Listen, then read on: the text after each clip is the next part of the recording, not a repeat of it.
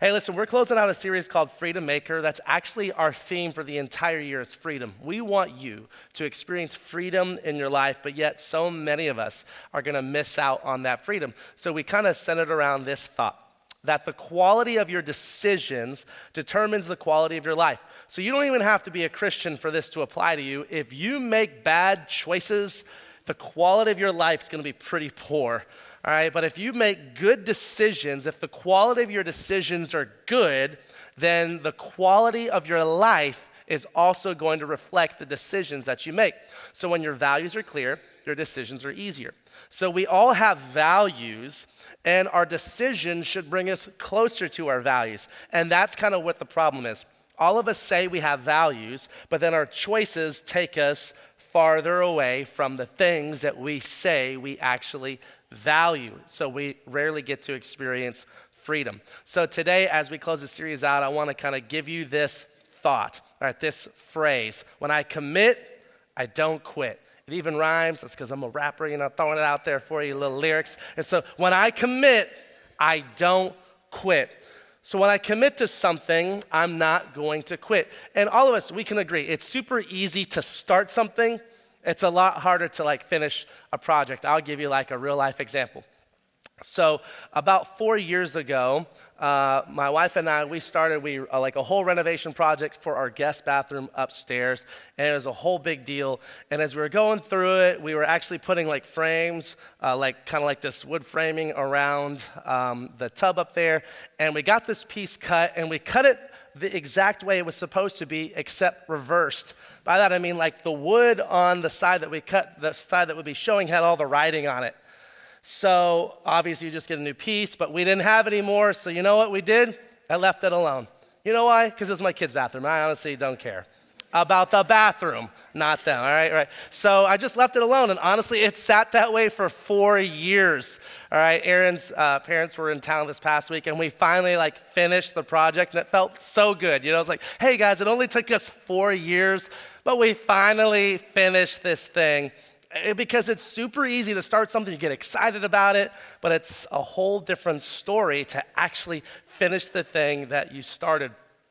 Angela Duckworth, I love what she says. She's an American scientist and psychologist. So this lady has put in a lot of work, super smart. And she did a study on what makes successful people successful. If you're a successful person, what is it? And she said this: enthusiasm is common, but endurance is rare. Enthusiasm is common, but endurance is rare. And her study showed that people who were successful, when they faced adversity, when they faced hardships, when they faced difficulties, when things got tough, they continued to push through it. They weathered the storms, and they were able to make it through. So many of us, when we face difficulties, it's just easier to throw in the towel. Hey, I'm not going to finish this. This is too hard for me. I can't get this done, or whatever.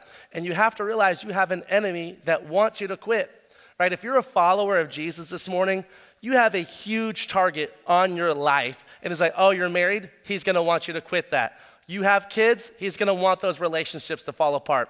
If you make money at all, he's going to want you to be financially strapped. He's going to look for areas in your life where he can target you because he wants you to quit. It's so much easier to quit. So there's a guy named Paul. He's a prominent part of the New Testament. He wrote 13 letters in the New Testament. And Paul, when he writes this particular letter, is at the end of his life. He's an old man. He's literally about to be executed for being a Christian. And he writes to a young pastor named Timothy. Timothy was a young guy in the ministry, just getting going. And Paul was his mentor. He's really his coach. And he was giving Timothy some information that he felt like he needed to hear. It's in 2 Timothy 4. So he actually got 2 letters written to him. But listen to what it says in verse 5. He writes, "But you should keep a clear mind in every situation." Right? Because when we go through stuff, sometimes our decision making gets really cloudy. Right? When things come up and your emotions get going, it's really hard to think level-headed. And so Paul's telling him, hey, when you're approaching different situations, you've got to have a clear mind. Don't be afraid of suffering for the Lord. Work at telling others the good news, and fully carry out the ministry God has given you. He's saying, like, hey, listen, you're going to face some hardships when you follow Jesus. It's going to be difficult. You don't worry about that. You stay faithful. You stay committed. You keep doing the work that God has given you. You be about that business. But then he continues on. But as for me, my life has already been poured out as an offering to God. The time of my death is near. I have fought the good fight. I finished the race, and I have remained faithful. And I love that because what Paul is saying is, Timothy, you've got a lot of life left. You keep following after God. It's going to be difficult. There's going to be times when you're going to want to quit. There's going to be times you're going to want to throw in the towel. Keep pressing through. He says, my life is at the very end. And as I look back over my life, from the moment he started following Jesus, he says, I have no regrets. He says, I've done everything I was supposed to do. It's like a pitcher of water. He says, I've poured out everything that I have. I have nothing left to give. He said, I have fought the fight. I've kept the faith, and I am finishing my race strong. And I think that is so amazing. It's like, man, that's what I want to be able to say at the end of it all. Like, I've done everything that I could. Like when I put the boxing gloves down or whatever analogy you want to use, when I get to the end of my life, I want to be able to look back and go, you know what? There's some things I could have done better. Here's some decisions I would have changed, but I've done everything I was supposed to do to follow Jesus. But what tends to happen for most of us is we find excuses and then we kind of justify ourselves. I love what David Allen, he's a time management consultant, and he wrote a book called Getting Things Done. And he says this, much of the stress that people feel doesn't come from having too much to do. It comes from not finishing what they've started. It's the pending stuff, right? You already know, but like you're already thinking about it this week. For those of you at work, you're already thinking about the things that are over here pending that you have to get done that you're like, I'll start it next week, right? You're already like pushing it off because it's difficult. None of us like to do those kind of things. We all like to procrastinate a little bit, some of us more than others, right? And it's something we gotta like teach our kids as they get older and not to put things off. So the question for you this morning is simply this. What is your unfinished business? What is that thing that like you're supposed to do and you didn't do it? We're talking like a God thing here, okay?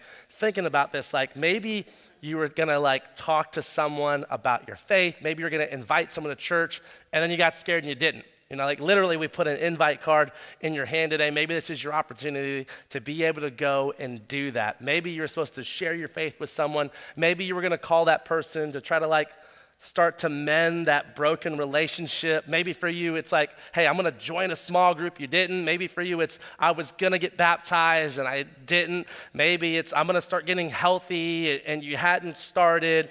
What is that thing that you started and you didn't do it? I love what Paul writes. He writes to this church in Corinth and he gives them some advice for something that they wanted to do. He says this, here's my advice. It would be good for you to finish what you started a year ago. Last year, you were the first who wanted to give, and you were the first to begin doing it. Now you should finish what you started. Let the eagerness you showed in the beginning be matched now by your giving, given to proportion to what you have. So what Paul is talking about here, to give a little context, is the Corinthian church was a lot like the American church. All right, Corinth was a very wealthy city, very prominent. They had everything they wanted. They were doing well. At the same time, in Jerusalem, people who were Christians were suffering a lot of persecution. They were being thrown in jail. They were being killed. They couldn't get jobs. They couldn't provide. And they were facing a lot of poverty. So as Paul went around to the different churches, he wanted to be able to raise money to give it as a gift to these believers who were suffering. And the Corinthian church were the first people to step up. They were like, we'll give Paul. And they got so excited about it. And it says they started the work and they started getting after it. But here he is a year later, and he's reminding them of the excitement that they had at the beginning. He says, hey, remember when you were like leading the charge? Remember when you said you were going to be the church to set the example? He's like, here I am a year later, letting you know it'd be really good if you could just do what you said you were going to do. Now, what's the big deal if they didn't give, right? I mean, it's kind of like they're doing it out of the generosity of their hearts. They're doing it out of their abundance. What's the big deal if they didn't do it, right? Like, it's not a big deal if they didn't give. They weren't commanded to do it. It wasn't like this spiritual obligation. It was just something they said they wanted to do. We do that all the time. Like, hey, I should do this. What's the big deal if they don't do it? Well, the big deal would have been that there were believers that were told you're going to have help and you're going to get some assistance, and then those people would have continued to suffer even more. Those people's lives would have been affected. This entire series has set up around this whole thought that, like, we all say we want freedom in various areas of our lives, but then we make decisions that pull us away from the very thing that will give us freedom. So it's a big deal. Like, if that thing that you think you wanted to do, or you feel like God like put on your heart, like, I should call this person, I should talk to this person, I should invite this person, it's a big deal because you have no idea what eternal ramifications there could be. I think when you read in the book of Revelation and it says that Jesus or God will wipe away every tear from their eye, I believe that at that moment, we're going to have the realization of so much regret and hurt. People that we're going to think about that we should have shared Jesus to, people we should have invited to church and we didn't, and those people will be forever separated from God. I believe in that moment, we will realize the gravity of our indecisions. And that's what Paul is talking about here. Hey, what's that thing that God put on your heart? You should go do it. Whatever it was, like that thing you felt like you were supposed to do and you didn't do it, hey, you should like go ahead and do that. And I think when you think about like the quality of our life and we talk about freedom, what's the big deal in quitting? I think the big deal in quitting, and some of us, maybe you've done this before, you quit at something, it gets a little easier to quit the next time. And it gets a little easier to quit the next time. You know, I've never personally been a quitter in my life. I think there's been some seasons where like I don't finish strongly, all right? But I've never been a quitter, and part of that's probably because how I was raised. My dad being Army, you know, like, oh, we don't quit. I'm like, whoo. I'm like, okay, you're built so much different than I am, though. You know, like, you're such a big dude. I'm scrawny. You know what I'm saying? That's what happens when you eat rice for your whole life. You know what I'm saying? Like, I don't know what you ate, Dad, right? So, but I've never been a quitter. But there was 2 times in my life where I faced what I call the golden apple. The golden apple, all right? This is a golden apple. Did you know you could buy a golden apple? You ever had that? In the store, you just find them. They're golden and delicious. No, apple joke? All right, come on. Online, a little grace, golden delicious apple. No, I spray painted this, all right? You can't find a golden apple. But the golden apple represents that thing in your life. It's the easy way out. It's the way that says like, hey, you're going this really difficult path, but look at over here. Over here is exactly what you want. Take the golden apple, and it's shiny. It's that thing that detours you from what your ultimate calling is. The golden apple is what Satan ultimately offered Jesus in Jesus' temptations. When you read about it in the New Testament, in the Gospels, when Satan says, all you have to do is just worship me just for a second, and I'll give you all the world. In other words, what he was telling Jesus is, I know you're going to die and suffer, and if you just take this, you don't have to suffer and you get the same result. You'll save all humanity. All you have to do is this thing. And ultimately, Jesus resisted that temptation, which was the most difficult temptation for him to resist. But the golden apple sits there and it detracts us from our ultimate calling. It looks good, it looks shiny, you just want to bite it. But when you do, you find that you get the opposite of what you were really looking for. I want to share with you 2 very personal times in my life where this almost happened. The first was several years ago. Aaron and I were coming into almost being married for 10 years. Our church had gone through at that time the greatest growth. It was just really amazing to see what happened. I think we grew by like 55% as a church that year, and things were going so amazing here at church. But honestly, at home, things were very difficult. Right? If you're married, you can relate to this. It was constant fighting. There was just difficulties. And honestly, genuine thoughts of maybe maybe it would just be easier if we went separate directions, right?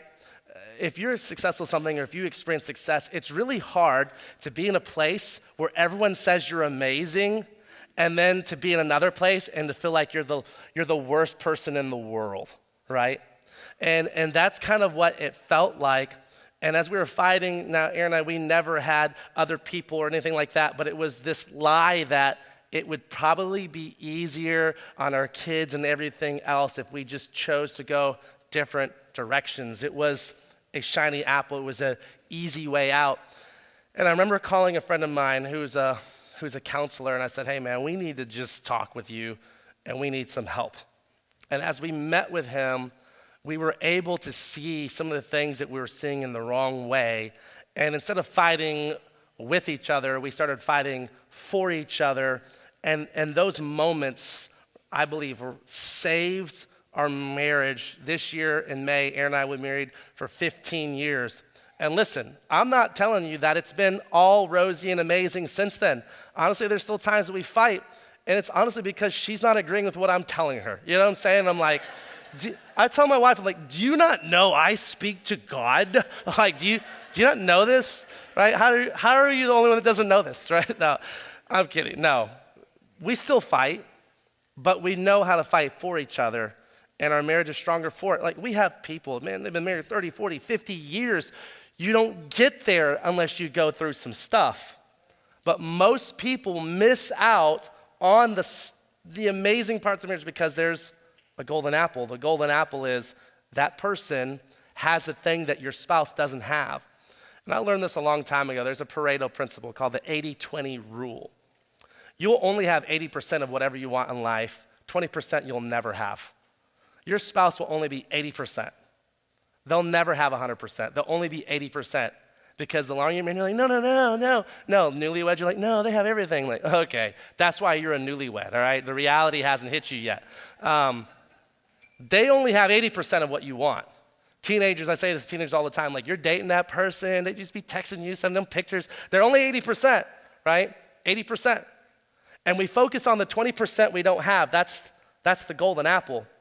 And when you take that, you'll find that you gave up 80% for 20% and you miss out on the blessings that you already had. Now listen, I want to put a caveat since I am talking about marriage here real quick. If you're with a spouse and they're abusing you physically, mentally, you need to get out. That's not okay, and that's not what I'm talking about. You don't need to be in a relationship that is abusive.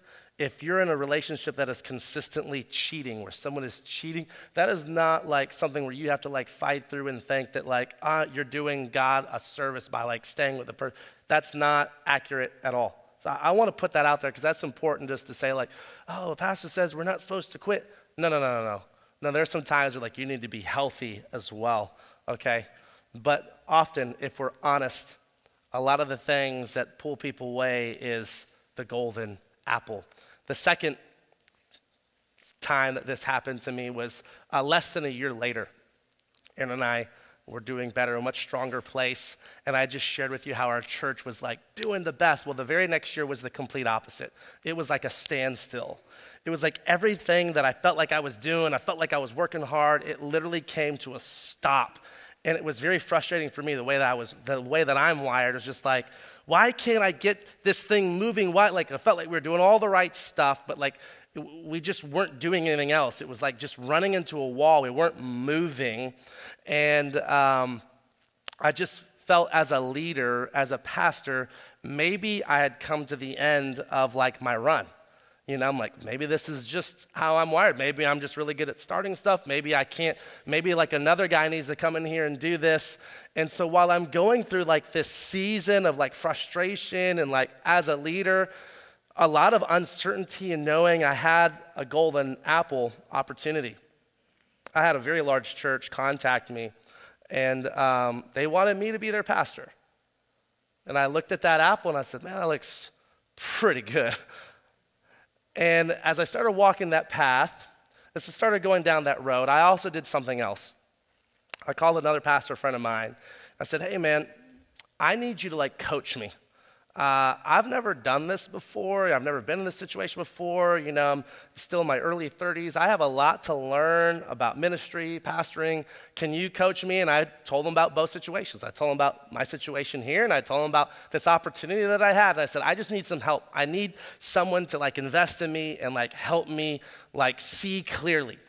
And as I started walking down this path of just getting coaching, and I think all of us, many of you here, it's okay to say and recognize you need help. Sometimes you need someone who's more experienced, who's down the road, that can tell you, hey, here's some pitfalls, here's some things. As I started going through coaching, as I started going through just this investment in my own ministry as a pastor, there were several things that I learned. One, I became a better leader. I felt like I grew as a pastor, and I grew in several other areas. But then I also realized some things that we had set up in our church that honestly needed to shift around and change. And as I started to realize some of these things, I also recognized that this other church was just an easy way out. It wasn't the answer. It was just this thing that popped up that said, you know what, maybe that's what I need to do. And I'm so thankful that I said, you know what, actually, hey, thank you so much for thinking of me, but that is not the thing that I need in my life right now. That's not what I want. And it's weird sometimes, I get asked sometimes as a pastor, are you gonna go anywhere, Pastor Dan? I'm so afraid you're gonna move and blah, blah, blah. But, what I want to say is what y'all don't know is when Aaron and I, we moved here in 2011 to Gadsden, Alabama, all right, city of champions. And I was like, I'm going to be a champion, right? That's why we moved here. And when we first moved here, before Cornerstone was even a thought, we felt we were going to spend the rest of our lives in this city, that we were going to give everything that we had. And there have been these things and these seasons where it felt like we were going to leave, but God kept us here. And I'm so thankful that I chose to say, because now here we are 8 years in and we're continuing to go. I would have missed out on so many stories, so many blessings. As I look out over the room, there are so many of you, when I see your faces week after week, I know the story and I know where you came from and I know the hurt, I know the whatever. And I go, I would have missed out on all of it if I would have took the easy way out. What is that thing in your life? What is the golden apple in your life? What's the thing that you've just been seeing it, it's been over here. Hey, I'm going through this season, it's really difficult, but man, I have this opportunity. And hey, we can only do what we can do. I know many guys and ladies, they take a job thinking this is the answer, this is the more money, this is the whatever, only to find out that it took more of their time. And they end in a spot they didn't really want to be. And it's okay. God still forgives us through our mess-ups and our failures, but we've got to be careful that we don't just take something because it looks like it's the easy way out. You got to be careful of the golden apple. I love what Paul writes in Acts. He says, now this is in a time when his life was really just in the middle of his ministry. He says, my life is worth nothing to me unless I use it for finishing the work assigned to me by the Lord Jesus, the work of telling others the good news about the wonderful grace of God. Paul says, I want to finish my life strong. Well, we know that he does finish his life strong because we read about it earlier. We know he finished his life and gave it all to God. But freedom happens when you don't quit. So let's just change the word life. He says, but my life is worth nothing. And let's change it, you just change it for any other word. But my marriage is worth nothing unless I use it for finishing the work God gave me. My job or my career is worth nothing unless I use it for the glory of God. My house is worth nothing unless I use it for God's glory. Hey, my kids are worth nothing unless I give them for God's glory. Debt is nothing. Wealth is nothing unless I use it for God's glory. I'm going to use my life for his glory, my social media, my whatever. I'm going to use it for God's glory. It's worth nothing to me. And you'll find that when you value that thing more than God, you're going to find that it ultimately keeps you from what God wants you to experience.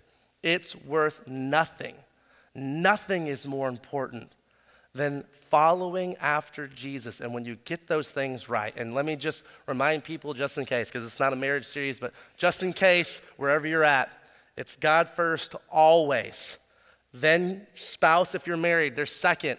And if you're dating someone, they're not second, okay? They're down the list, all right? So God, then spouse, then family, then your career, however else you want to do it. In-laws could be in there somewhere if you want, all right? But immediate family, right? That's the order. That's the order. If you have a spouse that always wants, like, hey, you put me, no.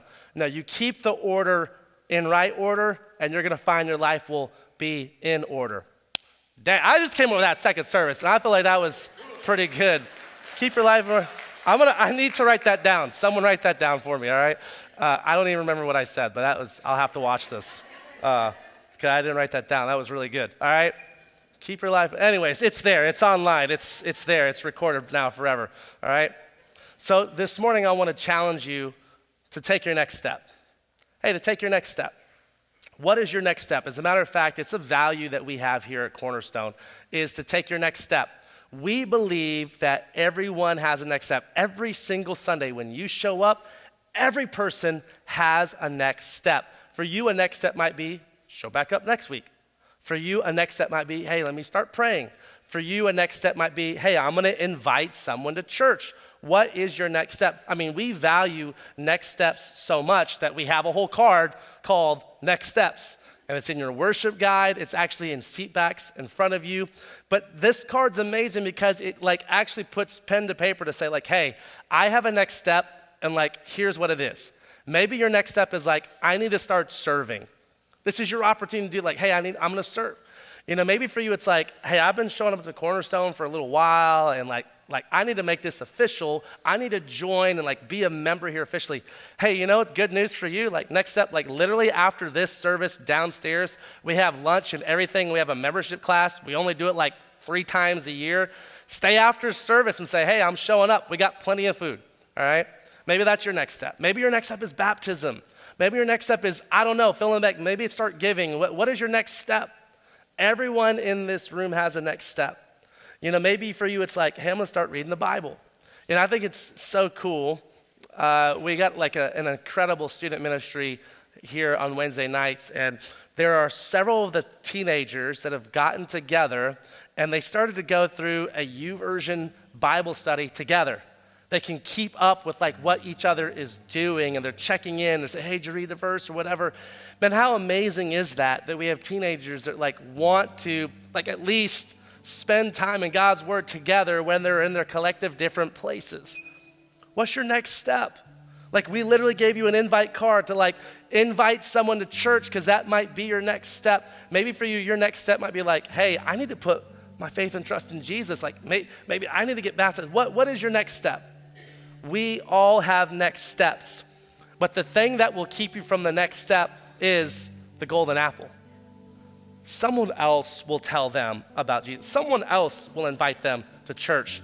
Listen, your spouse can read the Bible. You don't have to.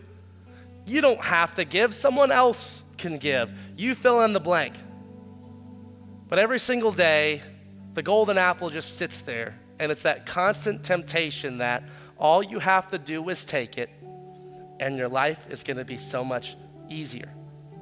Hey, to put it like this, in a couple of weeks, we're going to celebrate Easter when Jesus gave the ultimate sacrifice of his life. Man, aren't we thankful that Jesus didn't quit? At any point, Jesus said himself, I could call down a legion of angels and they will rescue me. Because who wants to go through what he went through? But it was while Jesus was on the cross, he yelled the words, it is finished. He laid it all out on the line. He didn't quit. I love what Paul writes to another church in Philippians. He says, I am certain that God, who began the good work in you, will continue his work until it's finally finished on the day when Christ returns. In other words, if you're still breathing, there's still hope. If you're here, God's not done with you. If you feel like you're a failure, if you feel hey, I've taken the golden apple, Pastor Dan, I've messed up. I've done some stuff. I've made some things. I'm letting you know that while you're still alive, God's not done with you. And he'll take your brokenness and he'll take your mess, and that doesn't mean you won't have consequence, but it does mean he'll walk you through it and he'll be with you through all of it. You might feel like, man, I'm weak, I can't go do it. Well, when we're weak, he's strong. You might say, well, like, man, I've messed up. Well, he forgives us. You might feel like I can't go on. I feel like God isn't there. I feel so alone. And it's in those moments he's actually closer to us than we realize. He will help us get through. And he's not done doing the work in your life until we leave this world. We keep going, because when I commit, I don't quit. And I follow after God, because at the end of it all, following Jesus is worth it.